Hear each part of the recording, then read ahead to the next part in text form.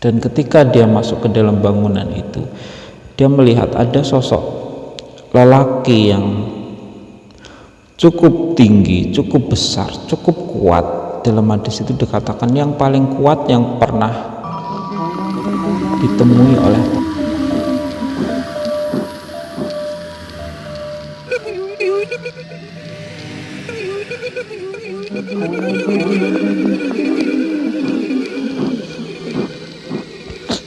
A'udzubillah. Assalamualaikum warahmatullahi wabarakatuh.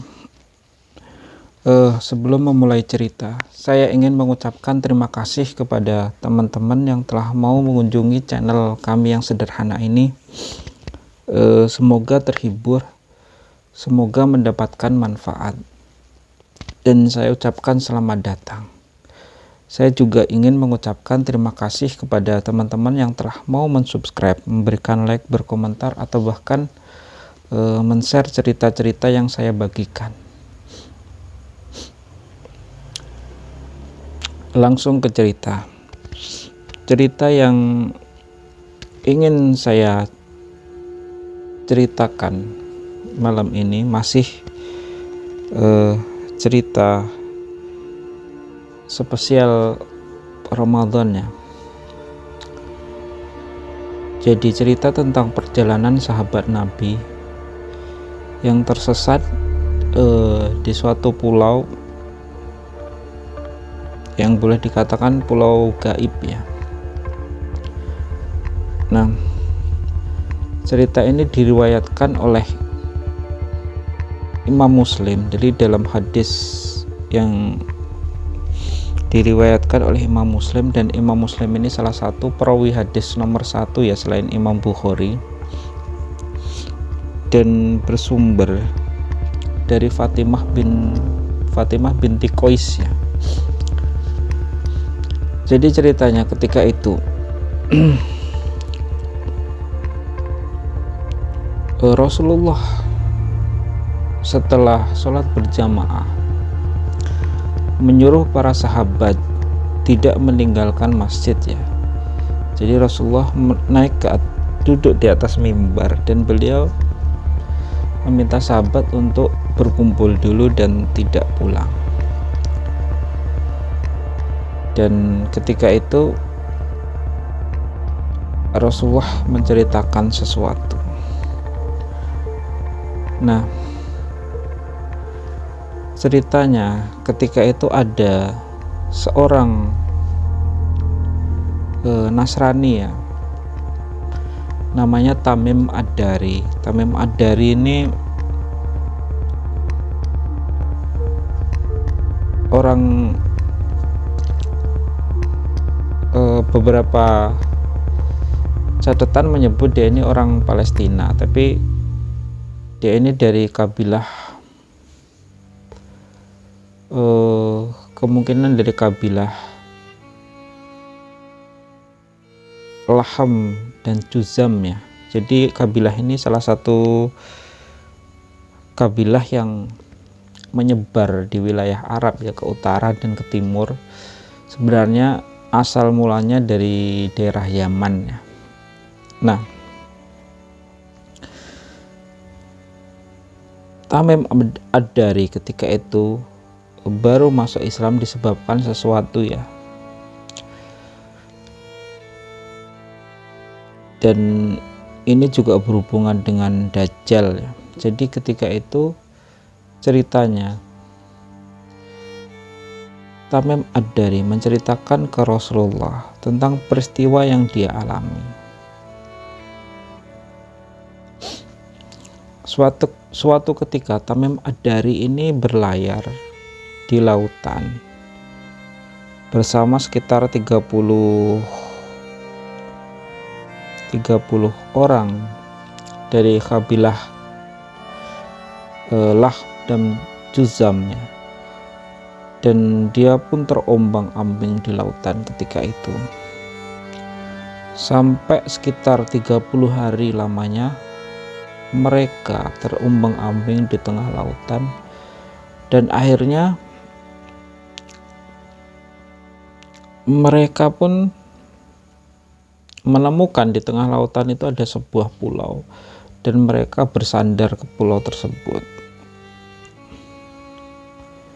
Dan setelah seharian berada di pinggir pantai, akhirnya ketika sore Tamim Ad-Dari ini turun dari masuk, bukan turunnya, tadi sudah turunnya.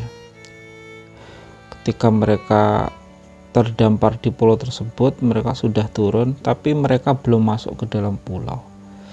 Disebutkan dalam hadis itu masuk ke dalam pulau ya, berarti di pulau tersebut kemungkinan ada hutannya ya, karena kalau tidak ada hutannya dan pulau ini tandus, kering, dan dari ujung satu kelihatan sampai ujung lainnya, mereka tidak perlu menyebutkan dalam hadis itu masuk ke dalam pulau ya. Jadi karena pulau itu mungkin lumayan luas dan banyak pepohonannya, jadi disebutkan dalam hadis itu akhirnya mereka masuk ke dalam pulau. Ada yang mengatakan lainnya mereka mau mencari air ya.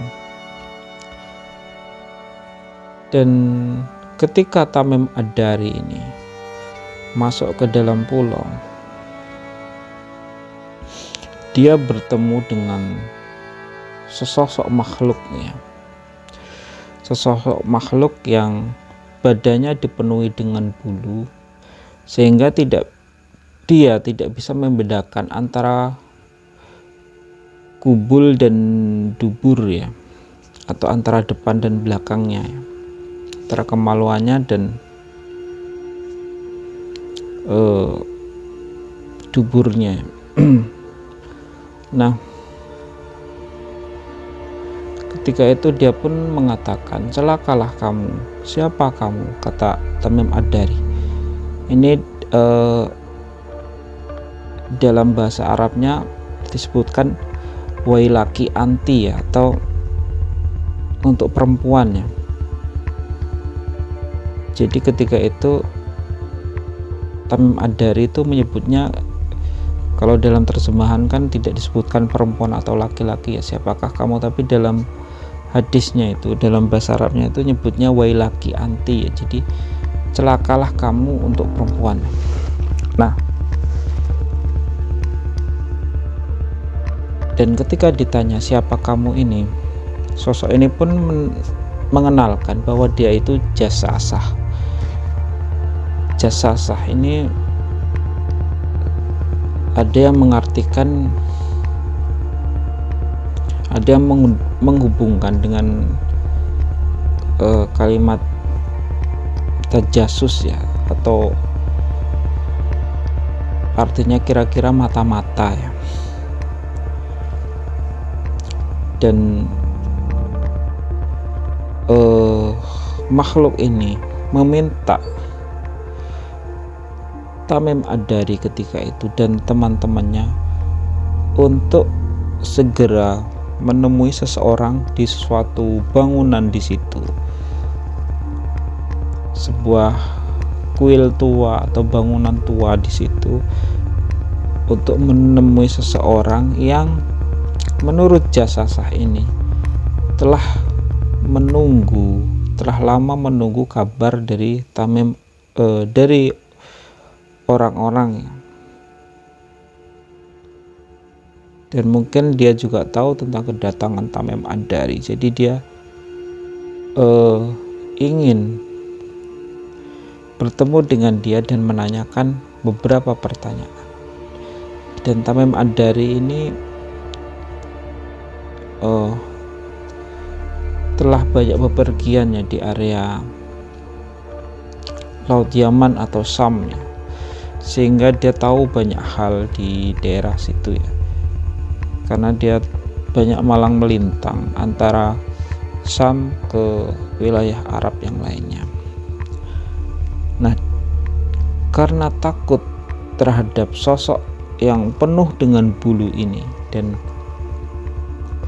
sempat berpikir bahwa sosok ini sebenarnya adalah setan betina ya, ketika itu Tamim Ad-Dari pun secepatnya buru-buru pergi ke arah bangunan tersebut untuk menemui orang ini.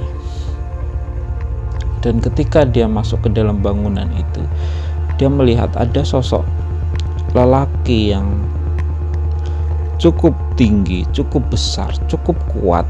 Dalam hadis itu dikatakan yang paling kuat yang pernah ditemui oleh Tamim Ad-Dari. Cukup besar dan kuat.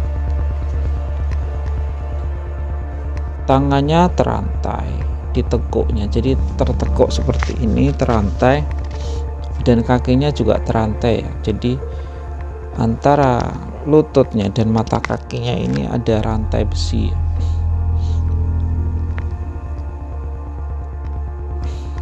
Nah, orang ini pun ketika ditemui oleh Tamim Ad-Dari,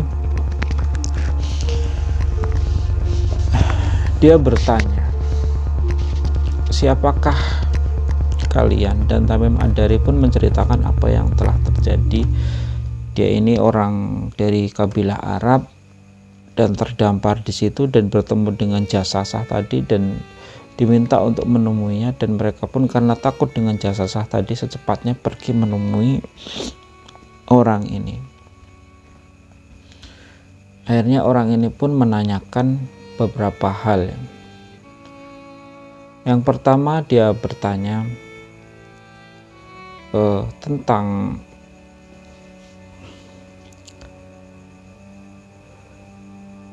kurma baisan. Jadi dia bertanya, apakah kalian saya ingin menanyakan kurma baisan, kata orang ini. Dan Tamim Ad-Dari pun bertanya, tentang apanya yang ingin kamu tanyakan? Akhirnya orang ini menjelaskan tentang buahnya, apakah sudah berbuah. Dan Tamim Ad-Dari pun menceritakan bahwa kurma baisan ini telah berbuah. Dan sosok ini mengatakan bahwa hampir-hampir kurma baisan ini tidak akan berbuah lagi. Lalu dia pun bertanya mengenai Danau Tabariyah ya. Danau Tabariyah ini Danau Tiberias. Lokasinya di salah satu sisinya ada di Israel sekarang, salah satu sisinya ada di Syam ya, Suriah. Dan ketika itu dia menanyakan tentang airnya, dan Tamim Ad-Dari pun mengatakan bahwa air di Danau Tabariyah atau Tiberias nih masih cukup banyak, dan sosok ini mengatakan bahwa air di situ nanti akan habis. Dan dia pun bertanya lagi tentang mata air Zugar, apakah masih ada airnya, apakah orang masih bertani, bercocok tanam dengan air dari sumur atau mata air Zugar ini. Dan Tamim Ad-Dari pun mengatakan bahwa mata air itu masih cukup banyak debit airnya dan orang masih bertanam di situ. Dan dia pun mengatakan bahwa mata air ini nantinya juga akan habis. Lalu yang terakhir, orang ini bertanya tentang nabi atau rasulnya orang Ummi yang ditanyakan oleh sosok ini. Orang Ummi ini adalah orang yang buta huruf. Kenapa dia bertanya tentang rasulnya orang Ummi? Karena dalam tradisi Arab, terutama di Mekah dan sekitarnya, itu tradisi mereka ini ketika itu pra-Islam dan awal Islam itu mereka merasa gengsi untuk menulis ya. Jadi setiap penyair, pengarang dan lain sebagainya itu mengungkapkan apa yang terjadi, mengungkapkan transaksi dan lain sebagainya itu rata-rata dengan ingatannya ya. Jadi ketika ada seorang penyair yang konon ketika mereka melihat ada seorang penyair yang menuliskan syairnya, itu akan menjadi aib ya, akan menjadi aib karena mereka seakan-akan tidak bisa mengingat syair yang mereka buat. Jadi kalaupun ada yang melakukan penulisan, mereka akan sembunyi-sembunyi, dan Rasulullah pun tidak bisa menulis ya. Jadi semua yang ada di Al-Quran itu difirmankan, lalu beliau menyampaikan, dan sebagian sahabat ketika itu ada yang menulisnya, dan ini mulai muncul tradisi menulis ya, dan banyak juga yang menghafalnya. Jadi sebelum itu mereka itu sebenarnya gengsi menulis, orang-orang Arab itu. Makanya ketika ditanya Nabi orang-orang yang buta huruf oleh sosok ini, maka secara pasti Tamim Ad-Dari pun ngerti maksudnya. Pasti Nabi yang muncul di tanah Arab, dan Tamim Ad-Dari pun menceritakan Nabi itu telah muncul. Dan orang ini pun bertanya, benarkah ia telah muncul? Iya. Dan Tamim Ad-Dari pun menceritakan bahwa dia ada pengikutnya, telah ada orang yang mengikutinya, dan ada pula orang yang memeranginya. Jadi tokoh sosok ini menanyakan apakah ada orang yang melawannya, dan Tamim Ad-Dari pun menceritakan, oh iya, ada yang menentangnya, dan ketika itu dia telah berhijrah, berpindah ke Yasrib atau Madinah. Nah, Tamim Ad-Dari pun menceritakan bahwa lebih baik mereka itu mengikutinya karena dia benar-benar seorang nabi, dan dia telah mengabarkan tentang dirinya. Jadi akhirnya sosok ini pun menceritakan bahwa dia adalah Dajjal yang akan keluar di akhir zaman, dengan ciri-ciri waktu dia keluar adalah yang seperti tadi ya, yang ditanyakan itu, dari masalah kurma Baisan yang sudah tidak berbuah lagi, Danau Tiberias yang debit airnya akan berkurang drastis. Ini nanti berhubungan dengan bangsa Israel sekarang ya, yang memanfaatkan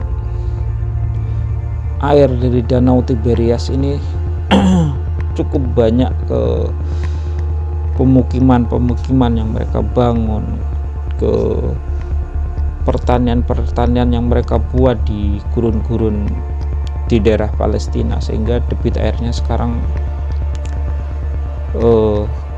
berkurang cukup banyak, cukup drastis, tinggal sedikit ya. Jadi bahkan di tengah-tengah danau ini mulai banyak bermunculan seperti pulau-pulau ya,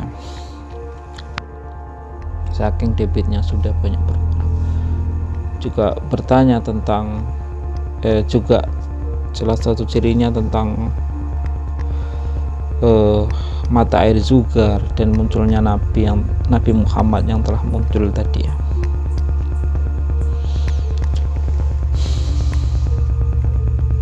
Nah, ketika itu Rasulullah menyebut bahwa sosok ini, Dajjal ini akan muncul antara Laut Syam dan Yaman. Nah, jadi yang jadi pertanyaan sampai sekarang adalah pulau yang disinggahi oleh Tamim Ad-Dari ini lokasinya di mana? Apakah di Laut Syam, apakah di Laut Yaman, atau kata Nabi di timurnya lagi, di timur. Jadi Nabi menunjuk ke arah timur sampai 3 kali ya, timur. Dan timur daerah Arab ketika itu termasuk Mekah. Di tengahnya bisa, bila ditarik ke Mekah dan Madinah ya, bila ditarik ke arah timur ini daerah Iran ya sekarang ya, daerah Persia. Tapi bila ditarik terus ke arah timur cukup panjang ya, karena Rasulullah menyebut timurnya seperti itu ya. Jadi lebih jauh, bahkan bisa sampai ke benua Amerika ya.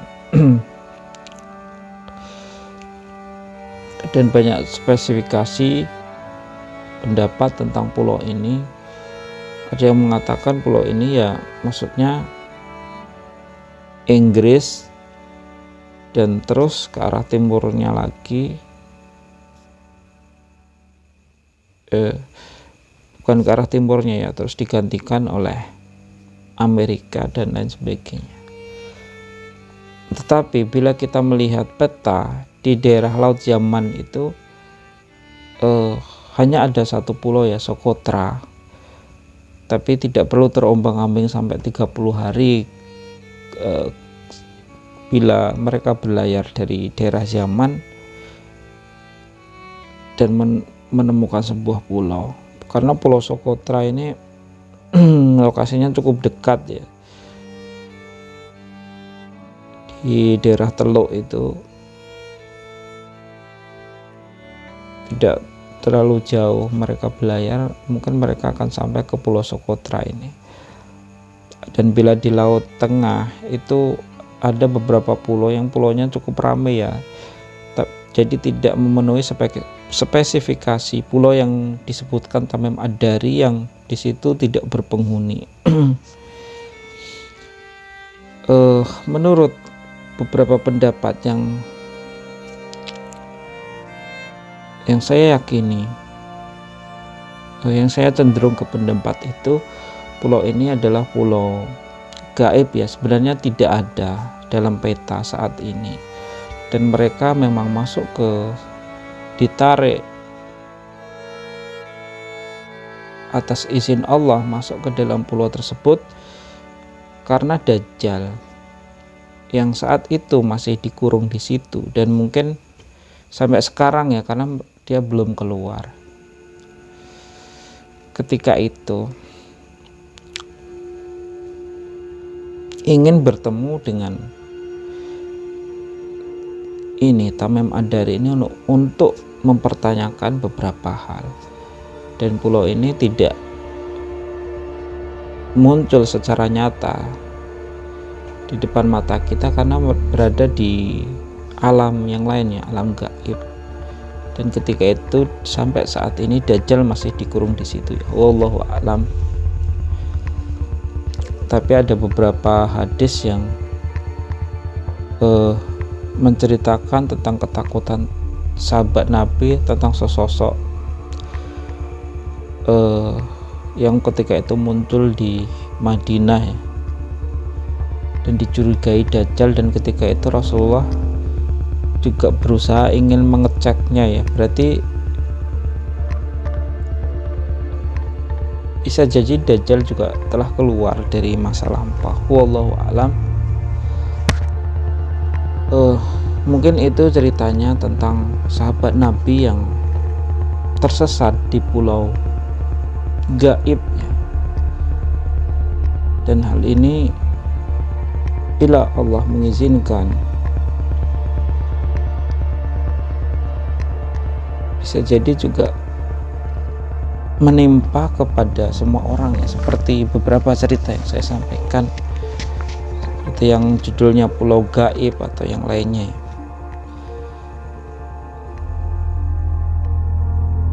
Bila ada bangsa jin yang menginginkan untuk manusia masuk ke dalam pulau tersebut dan Allah menakdirkan, mengizinkan, bisa jadi hal tersebut terjadi. Mungkin ini saja ceritanya, semoga bisa diambil hikmahnya. Wassalamualaikum warahmatullahi wabarakatuh.